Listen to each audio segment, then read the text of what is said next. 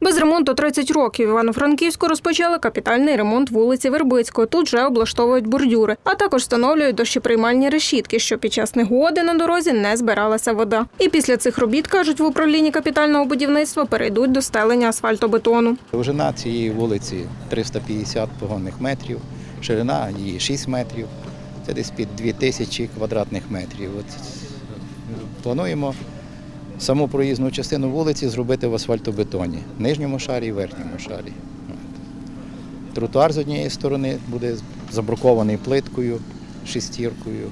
Чи не найбільше дискомфорту розбита вулиця приносила пішоходам. Нею на роботу вже багато років ходить франківка Надія Вербенець. І найгірше, каже жінка, тут було під час дощів, адже йти доводилось через болото. Я думала, що вже на цьому житті не дочекаюсь такого. Дуже все гарно. Надіялися, що ще будуть поперечні вулиці робитися. Поки що кажуть, що ні, бо є питання.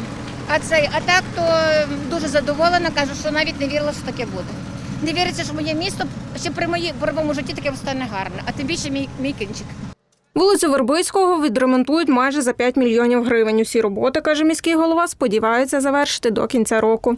Цього року є програма ремонту доріг. Одна з напрямків – це є програма по бюджету участі, а другий напрямок – це ті дороги, які ми визначили, і коли мешканці нам писали неодноразово звернення. Тому вулиця Вербицького попала в цей список, перелік. Загалом до кінця року Івано-Франківську планують відремонтувати 30 доріг. Люся Грибик, Андрій Гаргара, телеканал 402.